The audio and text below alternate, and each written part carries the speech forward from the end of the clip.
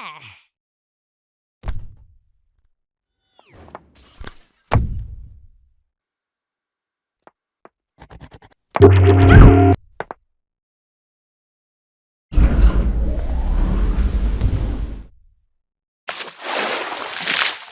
this exercise, we're going to work on cycling for quadruped. As we've seen in the previous video, there's a fair bit of, differences that you can have in quadruped cycles. So we're just going to do the dog here, which is a fairly standard sort of general quadruped cycle. Certainly if you're starting out and learning, then it is a good place to start, and it has, of course, a fairly decent tick-tock of opposition between front and back, right and left. Not too dissimilar to, complete total opposition from sides to front and rear. So we're going to attack this in a straight ahead fashion. We won't bother with a stepped set. We will start with linear keys, so as of course we'll work into our spline action later. So let's get going right away. First thing I'm going to do is at frame 5, I'm just going to put in a little hold frame here.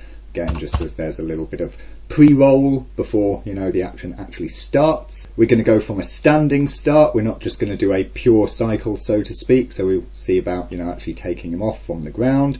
So the first thing that he'll do, of course, is his body will begin moving before he actually lifts his first limb to take a step. And I'm going to use a foot cycle timing of 12 frames, so from left to right 12 frames, or left, right, left 24 frames, whichever way you want to think about it. So I may as well just use that for my initial thing here. 12 frames out, I'm going to move him down and push him forward some and get him roughly to the point where his first front leg is going to leave the ground, which will be somewhere around here, I think. So let's wind back. What I'm going to do is put in a little in between here. I'm going to go, let's say 1, 2, 3, 4 frames in. I'm going to have him coming down but not forward quite as fast, so that way he does this sort of little dip and move like that. Maybe it's just a little too extreme, so it's like this little dip before he begins moving. We can work on that later. Right, let's find the point where we want the first leg to lift off. I think we'll probably make that here at the same frame as that. We can just tweak the timing a little bit afterwards if we want, and we'll start with his front left leg there. Now the contact point for that will come in slightly before we reach extension on the other leg there. Of course, you'll recognise in the biped cycle, when we've done that, one foot contacts good few frames before the other one starts to lift off. So let's say at least 1, 2, 3 frames before. That's giving me here, what's that, 5 frame movement. So let's pop in that forward motion of that leg there. There we go. And then of course this rear leg will be lifting off when we're about here. Perhaps that's a little far forward, so let's just bring it in a little closer. And there we go. Let's just pop up the leg press a little bit there as well. And we'll work it back just so as it's sort of holding this point here. Okay. Now you can do this a couple of ways. You can work all 4 legs at once, go through the whole cycle doing all 4 legs. For my own part, I sometimes like with quadrupeds to work on 2 legs at a time, almost as if I'm animating 2 bipeds. If you do find yourself feeling lost or confused about, the tick-tock timings of which foot lands when, this can be a great way to actually work it. So that's the method that we'll follow here. Again, I'll just tweak that at the 17 there, which means I might just be able to delete that. Yes, I can. We'll start moving his root forward, so let's go ahead 12 frames here, and we'll push him forward until this leg is now at its rear extended position. Then come back to this guy. We're going to hold him for another 1, 2 frames, just like that. And then again 3 frames before he reaches that extension point. 1, 2, 3. We will bring this leg out here. So that becomes his contact there. We'll just do a little repeat on this. So a further 12 frames forward. Bring it out till that leg is in extension. 1, 2, 3 before is where that will contact. We're also going to want it to hold until 1, 2 frames after this point, so holding until there, and then this can come out, have its next contact somewhere out there. So straight away there's our initial cycle. You see that you can already start to get the sense of how the dog is crawling along there on his front paws. We're already getting that sense, and that's looking quite good, even though we've got very little actual, animation taking place in terms of the in-betweens and the details. So let's just pop one more cycle in. So it will come another 12 frames out here, drag his root forward until we're in the extension pose there, come back by 3, grab of course that foot, key it there, come back to where it was at full extension, of course that was his root position there, 1, 2 frames after that, key the hold for it, and then of course at this frame out in front again. Very nice. This generally, let me make note here of the dog walk, is the sort of contact passing position you'll have. Notice that this leg is more or less straight down, it's sort of right under the body here. It could be this position, could perhaps be this position, depending on how far forward you do or don't want to push him. But that's when you want this leading leg to make the contact pose. So you get this, slope on the front and this sort of straight on the trailing there. That's one of the signature sort of poses that you get coming out during the cycle, the walk cycle for a dog, and that is why straight away we're getting a good sense of that motion, even just with these basic keys. So where were we up to? 53. So I'm just going to trim my timeline back so as we can play it back like that. Yeah, that's a nice sort of pace, not too fast, not too slow, looking fairly decent. So let's go to work on the rear legs, shall we?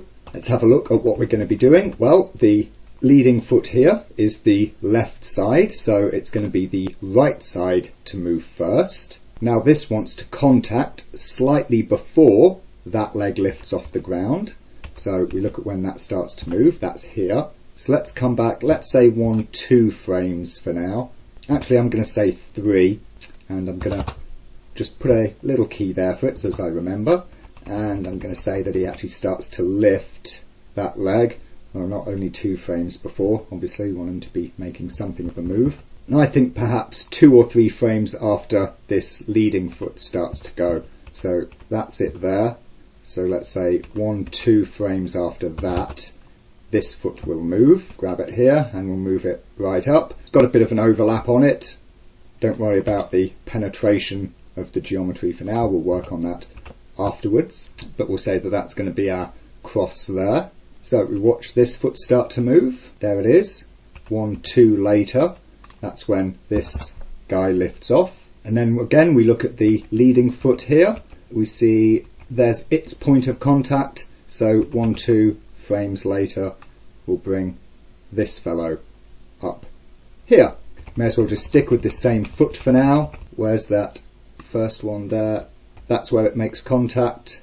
So 1, 2 frames after that is where this will make contact. So let's look for the point at which it's held until, and we say it's 2 frames after this one starts moving. So that's there. So 1, 2, hold it there, and again pull it in to position here. Right, we can go back to the other foot. See, that is there. Okay, that's held there. 1, 2. That's where this starts to lift off. We look for the contact, which is here. 1, 2 after that. He's forward again. We look here, and we haven't got to that lift point yet. So let's just have a little playback and see how we're looking. There we go. Pretty good. Timing is pretty much as it should be. We've perhaps got a little too much overextension in the first move there. That's okay. That's because his legs are just a little bit backwards in the base pose, but we'll correct that individually for the lift off part of the cycle. So now that we've got that basic coming in like this, let's start to make a couple of small adjustments. First thing I'm going to do is I'm going to take care of that penetration issue that we've got between the front and rear feet, and we do that simply by bringing the front feet slightly closer together. So I'm just going to open up the graph editor here and get the X position for both of them like this. Don't really need all of these frames, so I can just delete them. Coming nice and tight here so I can see the 0 line and also of course as I can actually see them in the viewport would be helpful. And I'm just going to use the scale tool here, and I only want it on those two keys. In fact, scale down, there we go, a bit more, a little bit more, don't want it to look ridiculous and unnatural. Any scotch more perhaps? There we go, that looks pretty decent I think. So there we go, that's got the front 2 feet a bit closer together, which allows the rear feet to overlap them much more easily. We'll also take the rear 2 feet and do basically the opposite thing. So we'll get the X channels for those. Again, get rid of the unnecessary frames, select just those that we want, and we're just going to scale those out ever so slightly, not a huge amount. I'm also going to get their heading channels here. Again, delete my unnecessary frames that I've got here, and then just back on the very first frame, take each one, and I'm going to twist the foot out a little bit. This will help create a bit more clearance again. And what do we get? There we go, that's better. The feet are, coming in nice and close to one another and overlapping in a more natural way, or at least natural enough that the geometry isn't going through the other leg's geometry. That's more or less what we should be expecting to see here. We'll go ahead and start adding some detail into this movement then, and what I'm going to start with is some of the shifting in the body. So first of all, let's take care of the up down that we get on the chest here. So obviously we've got this first step in there, but then we come here, which will be his passing position as this front leg is passing in front of, and it's very similar to a biped. Of course, with a biped, as you come to the passing position, you generally raise the hip up, and as you come to the extension and the contact, you lower it down and so on. And you do the same thing here on the quadruped, but you do it for both ends. So what we're going to have then here is at the passing position, perhaps slightly before, just here, when the legs are crossing over one another, is I'm going to put a little raise there on the chest, come over to the next passing position, round about here. Again, little raise on the chest, and finally again to the next passing position round about here, little raise on the chest. So there we go, that little bit of bounce instantly starts to add more life to our guy, so that's grand. Then we're going to take care of the rear end, which here we're just going to use the spine for, as manipulating his spine here is what controls his butt. So let's go along and find our passing positions and so forth there. So there's the first step, there's our passing position. At this point we pop the butt up slightly. Obviously we didn't pop it down, so here the full extension, we'll have it down somewhat, and of course back before that when he's still yet to take off.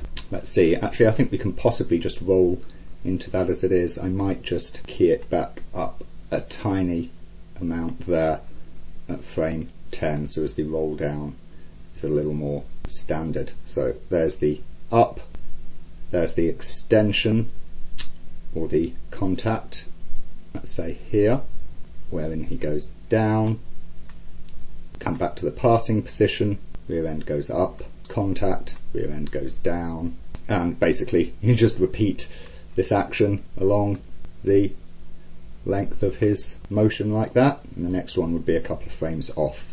So let's have a look at this. There we go, we've got this doubling action there to the front and the rear ends. Might consider the action on the rear end to be a little strong, it's hard to really say at this stage, but of course it's one of those things because it's just happening on the one controller and the one channel that you can easily readjust later in graph. So we'll leave that as it is for now. Also going to start doing the side to side because of course the quadruped will do that exactly the same as a biped would. So I'm just going to center on my chest here, and I'm going to kill off any X and heading keyframes that have been created because they're not really necessary, at least not necessarily past a point. Let me just see where I want to keep them up until he reaches out there. So I think, yeah, I'm going to keep that one at 9, and it's just going to be all of these others after it there that I delete, so those can go away. So it will come out here, Obviously that's where he places contact there, and then 1, 2, 3 after that. This is the shift down position, of course. That'll be the same place at which we push him off to the side here, like this, but we'll also rotate him slightly so he points this away, just a tad. I might be overselling it, but there you go. We go past there to the other side, rolls back the other way, and he pushes sideways the other way, and of course again on the next cycle point there, pushes off to this side and rolls that way slightly, and then on the next one pushes off to this side and again rolls back slightly. So let's have a look at that.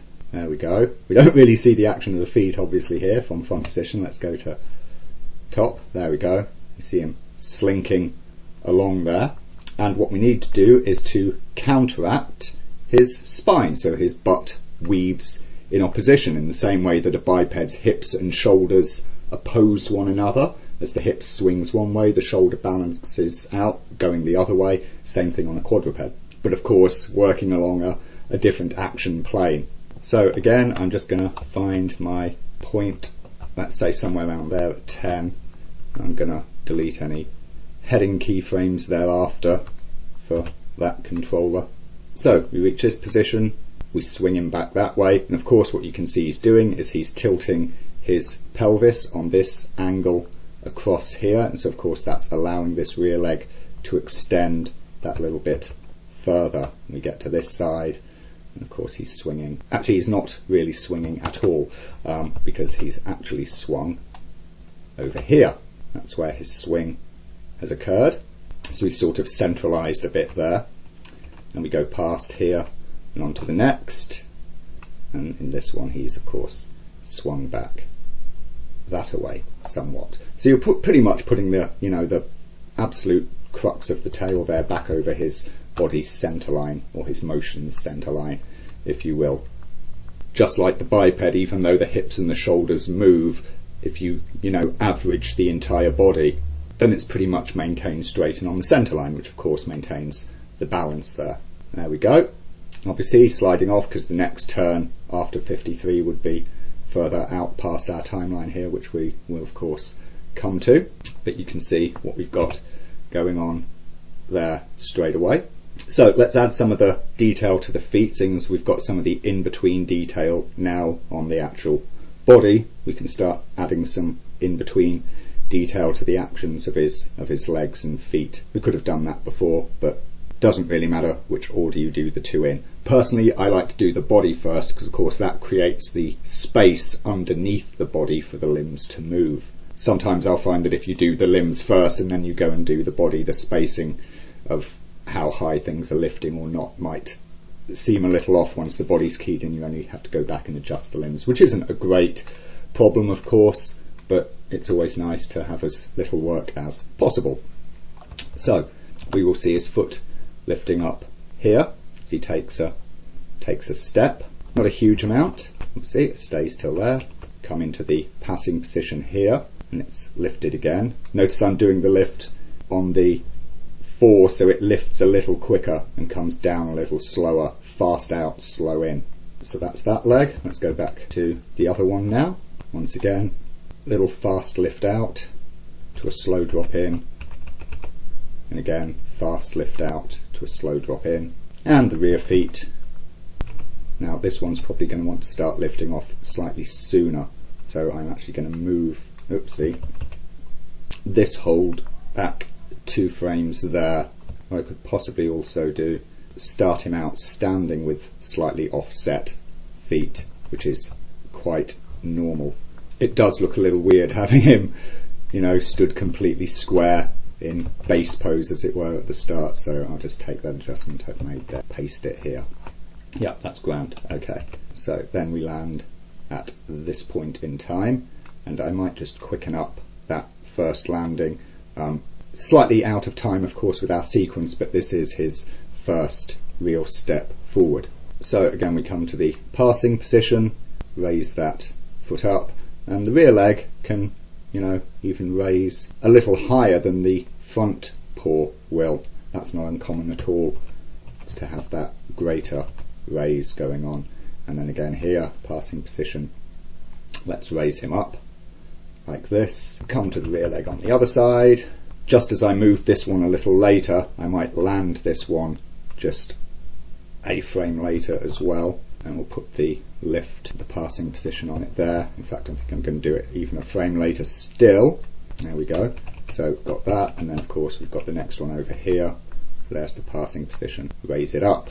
Okay, now we can see of course that the action on those legs being raised up looks completely wrong. The posing is wrong. We need to sort out, which joints are bending how much. So what I'm going to do is come along and start working in this foot action. So we may as well start with this foot here. Let's find the point where he lifts off. It's there, so let's key that there. Let's go back 3 frames, key it, and we'll come to here and we'll start tipping his foot to the toe like this. Of course, when he comes to touch down, we'll have that nice and flat there again, back to 0 on Z. But of course we want to lift the angle in this leg. So as we come to the passing position, which is there, we'll just push that up like this. We can also give his toe a little bit of flop if we want there. And of course as he comes here, we also give it some lift like that as well. Again, that's the point that it leaves. So 1, 2, 3. Before that we key it. I'm also going to be pushing down, so it's got some extension coming from the thigh there.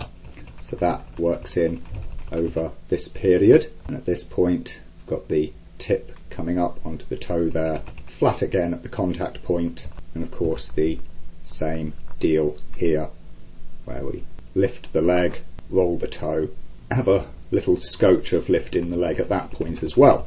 Super. Let's just take a look at this one leg, because before you go and start doing the exact same stuff on other legs, it's good to just make sure that you're looking decent.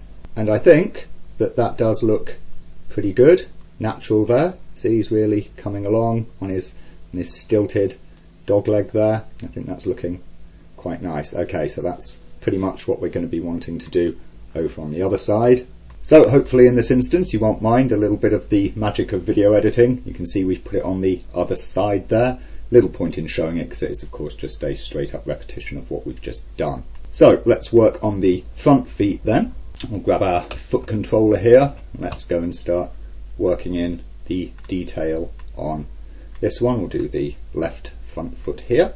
So what we want to do is pretty much hold that for a few frames before. As we come to the lift off point there, of course we'll tip it forward some like this. That wrist looks a little overextended, so I'm also just going to bring it up like that. So he's sort of bending somewhat at the elbow to produce that lift. As we come into the passing position, bring that up more and also dodge it forwards a bit more, work it something like that. You do get quite a little downturn on the toe section as the dog moves and flaps his hand, as it were, forwards. And there we go, come to a nice touchdown like that there. And of course we're basically just going to repeat, aren't we? So we want to begin lifting there before it extends too much, so we keep it flat at that point.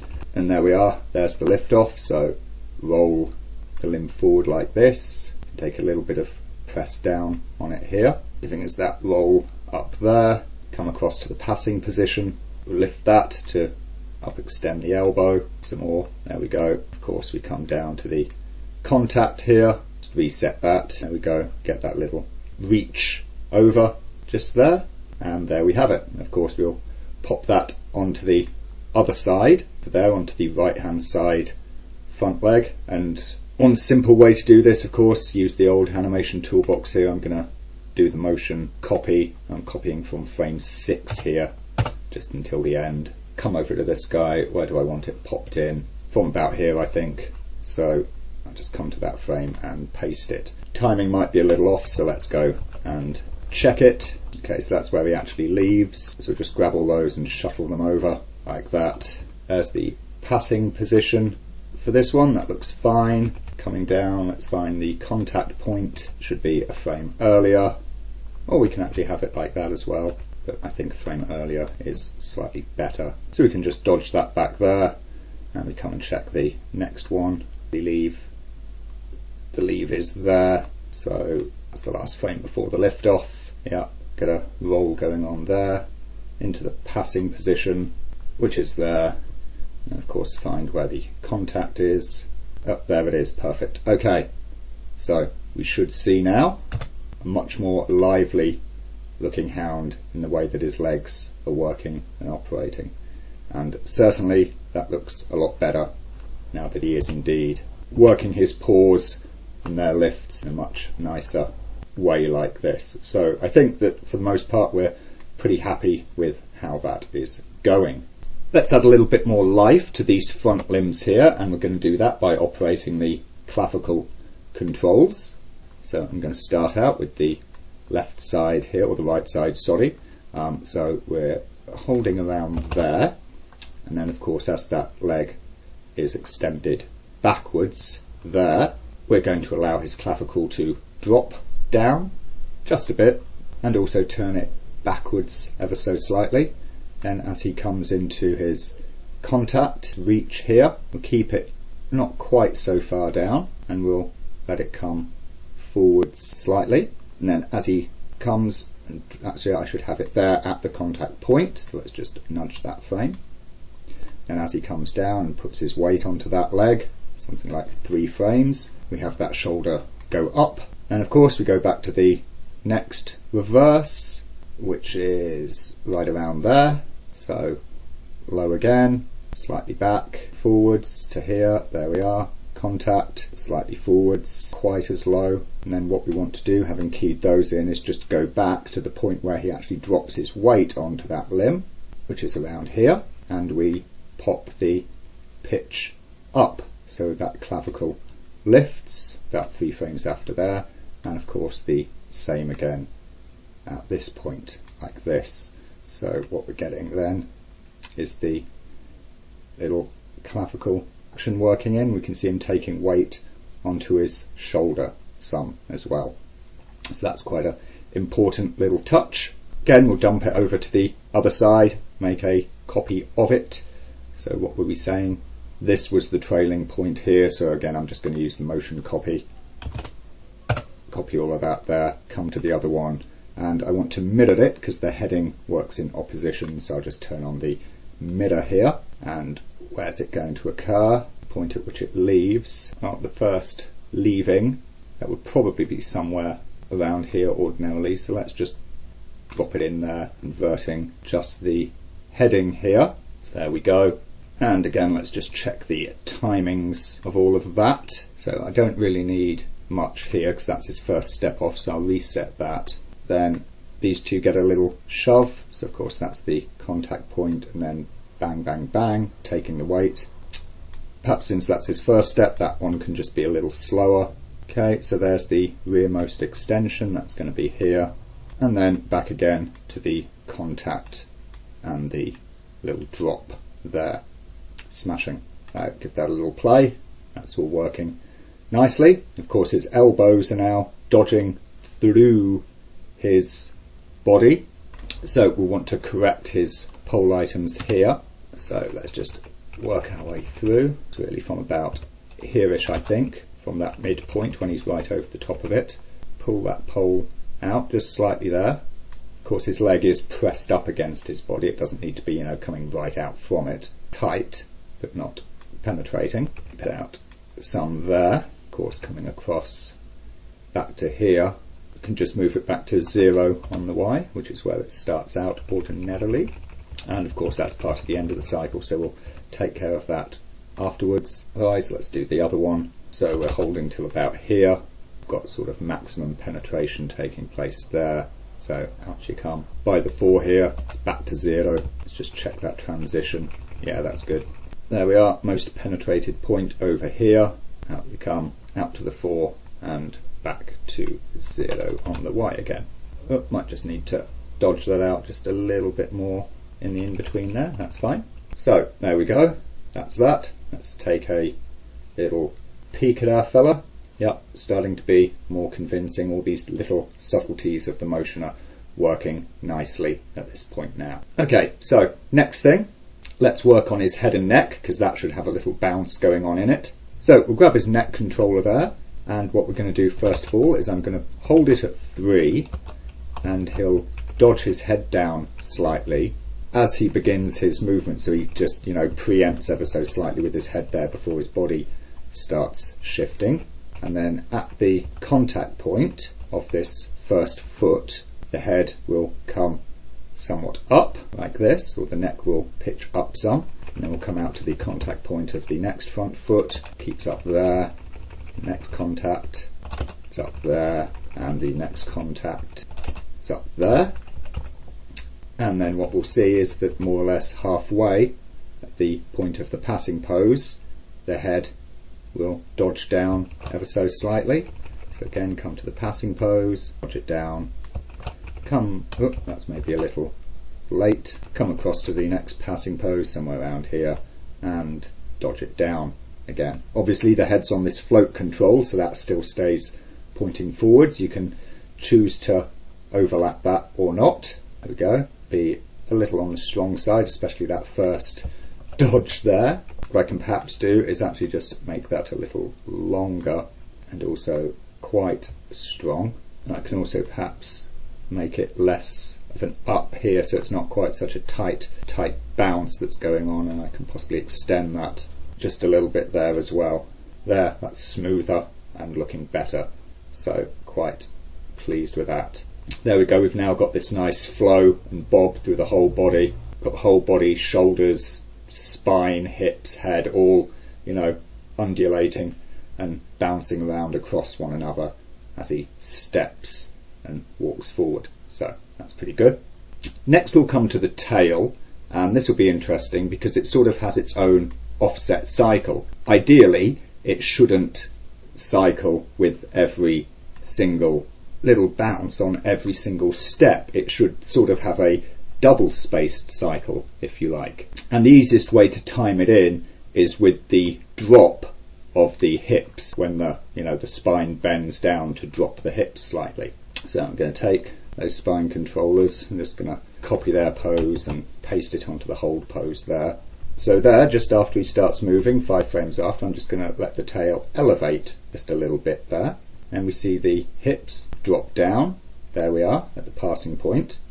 So what we do here is we'll just let the tail rise ever so slightly. Flex the end down, put a little counter turn into it. Then on the next hips down, I'm not going to do anything yet, but on the following hips down, which is here, I'm going to have the tail have dodged down like this. So that way the up and down weave of the tail is sort of carried double, if you will. So since it's weaving completely down there at the halfway for this extreme pose on the hip, then I'm going to put a little bounce up on the midsection like that, and of course then we'll start to go back the other way as he goes to the next extreme, and the extreme after that, obviously that's going off the end of our timeline, but we'll wind up with that doubling of the bounce. I'm also going to come back up to my top here, because what we will do is let it swing side to side somewhat. So there, and of course at the in-between point, when he's swung that way, the tail will counter swing like this some, and so on. So we get that little undulation taking place like that. With all of that done then, we can go on extending this walk cycle pretty much as long as we want, as you can see I've done here. Once again, a bit of magical video editing, but really there's nothing that we haven't already seen. It's literally just a repeat of what we've already done. Or of course, for simplicity, some motion copying and pasting. One thing I do want to point out specifically to take note of here is the action of the tail. It might have looked a bit weird before when he was just taking 3 steps and it was really hard to see what was going on. But now that we see it in an extended cycle, we can see that the tail does, behave much more naturally, and it looks more realistic. The point of note here, of course, is the tail cycle. One of the things that people very commonly do is they work a single tail cycle into a single walk cycle, and that is wrong for pretty much every creature. One tail cycle spans across 2 full walk cycles, and that's the way it should be done. Hence you get this nice little undulating motion with the idea that the bobbing and whatnot of the body is sort of carrying through into the tail in this way. Although of course commonly its side to side motion will also go in a single cycle, but you can do the side to side over a double cycle as well. The side to side to that extent is more of a wag, whereas this up and down is sort of a passive movement that's coming from the action of the body. The side to side is more of an intentional movement, so the animal can, operate that in different ways. So with all of that done and our walk cycle being pretty much complete here, what I want to do now is to go and take a look at doing a run cycle on our dog. And I also want to go a step further beyond just doing a walk and run cycle for him. And what I want to do is to show you the transition from the walk cycle to the run cycle. You'll find many tutorials that will show you the walk cycle, many that will show you the run cycle. You'll find far fewer that will, go through actually working a transition from a walk into a run. And it is a tricky little piece of animation. And there are also a couple of ways that it can be done. Here's the important point about differentiating out the walk and run cycles. The main difference is the pattern in which the feet are falling. It's the tick-tock, tick-tock, tick-tock pattern that the different feet take in their places in time and how they overlap. Thus, transitioning from one to the other requires you to shift the timing of the foot move. This can be done in 2 ways, and when animals do break from a walk cycle into a run, they will do it in a couple of different ways. When humans and bipeds move from a walk to a run, they can do it in 2 different ways. The way that you might expect is the most common is that you'll gradually speed up, so you'll go from a walk into a trot and into a run, and maybe that, trot period becomes very short. And certainly that does happen. The more common way that it's done is you actually slow down slightly. You sort of bring your legs back to more of a parity state like this, where they're all in line, and then when you move them again, you move them into the new transition set, the new clockwork, the new tick-tock. So that's the transition method that we'll work on here. It is the more common. It is, in animation terms, also the simpler. It requires fewer moves, if you will, fewer steps between the time where he's just walking and the time where he's full on running. And certainly to be able to go through and master the accelerating walk to run, it helps to first practice and be able to achieve the decelerating walk into a run. Continuing forward into all of this extra work, though, is going to be, a bit of extra work. So in the interest of tidiness from the perspective of how the tutorials are laid out for you, we'll wrap this video and this exercise up here, and we'll come to the run in a whole new video.